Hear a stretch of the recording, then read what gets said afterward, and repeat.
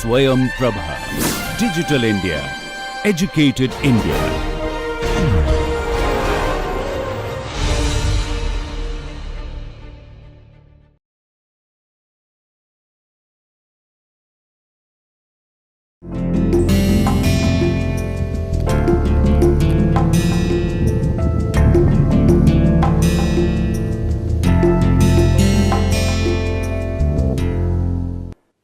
Welcome back. So now this particular section is important because this is what we are going to discuss about what we have covered so far in this particular course.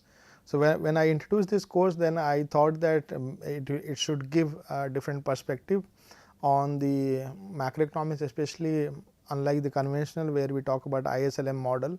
This particular course should be different than conventional macroeconomics. So with that setup in mind, I thought I should not be going much advanced. Maybe in future I will have a different course, but in this course I thought that at least some feel about the macro foundation must be given. And I hope by after attending all the, I would say, sessions, you must be having a clear-cut idea that how this course is different, and you can compare with some other courses online. But here the idea behind this course is that with the help of different agents in the economy, how we can draw the macroeconomic picture. So in this particular course, we started with the one period model, and in one period model the idea was that how we can understand the behavior of different agents in the economy. So considering that we do not have any it is very static period, so you can say static model. So on the static setup, we try to understand the behavior of the consumer, representative consumer, then government, then farm, and then we try to arrive at competitive equilibrium. So there we introduce the y is equal to c plus g, and then we solved it with the competitive equilibrium. Once we arrive at the competitive equilibrium, then we wanted also to check that whether this competitive equilibrium is socially efficient or not. So for that purpose, we utilize the concept of Pareto optimality and the or welfare theorems. Then we introduced the benevolent parameter, which was the social planner, and then the social planner played very important role. We then moved to the two period model, and in two period model what we tried to understand was that how we can figure it out when we have the representative agent option to survive for 2 periods. So we have given only 2 periods to this agent. This agent lives in period 1 and period 2. He gets some amount of income, saves some amount of income in the current period, but not in the future period, because future period is a terminal period.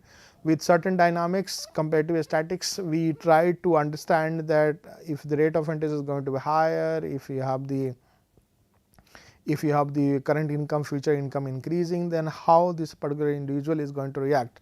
Then we introduced the concept of consumption function. We had to explore a bit of dynamic optimization, and then we also derived the Euler condition. We further focused on the role of these nuances that we derived in the consumption function. So whether we can understand the consumption function, Keynesian idea, short run, long run. So what was the derivation? We also derived the expression for the marginal propensity to consume. After this, we moved to the credit market imperfections, and in credit market imperfections we started reading about that what are the reasons behind the failure of the market, what are the reasons behind the failure of banks. When you have a credit market tightness, how the banks and financial institutions react. So we started focusing on that part, and then we introduced new concept. So I think for some of you it must have been a new field, that how we introduced the limited commitment and how the collateral values started deciding about the borrowing capacity of the representative consumer. And then we had the crisis situation where we divided the credit market into good borrower, bad borrower. You have the asymmetric information playing very important role, default premiums, all these terms we used in that. Then we moved to the government. Under government setup, we introduced the concept of what we call it the Ricardian equivalence. In the Ricardian equivalence, the idea was that if you have the government which is playing very important role in facilitating the goods and services, it also collects some taxes. If the tax is going to have no savings, whatever government is collecting, if it is going to spend as an if it is going to use as an expenditure, then how this particular government is going to play important role in not just smoothing the consumption of the individuals. So, how the individuals are also reacting with the decisions of the government. So, if the government is going to give you the tax cut in the current period, it does not mean that it is going to give in future also. So, there is no free lunch as tax in the economy. So, individuals are also smart and they also save. So, smoothing of consumption is taking place very smoothly because of this understanding. So, Ricardian equivalence idea gave, and then we also looked at from where it is held, holding and where it is not holding, and then we moved to a slightly different context where we introduced the role of the overlapping generation model, where we had the 3-period model. In 3-period model, we started looking at how the individuals are going to react when you have a one generation entering and then another generation passing. Then if you have a old and young, then how the old is passing the benevolence and some kind of cushion to the young, so that young is having very easy way to pass it the shock to the or the any kind of tax increase or any kind of shock, I would say, arising in future smoothly. That was the purpose. Then we also introduced the related concept was about the social security programs. Under that, we understood about the role of whether it should be a pay as you go scheme or it should be mandatory. So, in pay as you go scheme, as mentioned, that they covered most of the time from the textbook that we referred from the Williamson, they covered that pay as you go seems to be more reasonable because it depends upon the population growth. If the young population growth is quite enough, then the burden on the young is lower, and for old person it is also easier. But in mandatory requirement, we found that moral hazard and other factors play a very important role. We also then moved to the monetary system, and under monetary system we focused on the intertemporal context, that if you have a credit card, apart from the conventional money that you have, a debit card or even the cash or coin, then if you have a credit card, then credit card provides you an opportunity because of the credit free days or the debt free days, that you do not have to pay any amount of interest. So, it is up to the individual to utilize that free interest free period to arbitrage whether you should go for cash or you should go for credit card. So, if the rate of interest, if the nominal rate of interest is higher, then you can think about using of the credit card, because then if you have the cash in your hand, then you can keep that money in the bank and generate the return. And once it matures, once you have the last day of payment of your credit card, you can withdraw that, and whatever is the return, that you can use it to pay off your credit card bills. So, in that intertemporal setup, what we derived was the demand for money, and that became quite obvious. Then we started moving into the neutrality and non-neutrality of money, and we introduced the classical dichotomy concept that the money supply is directly linked with the price, but not all, or it does not impact the real variables.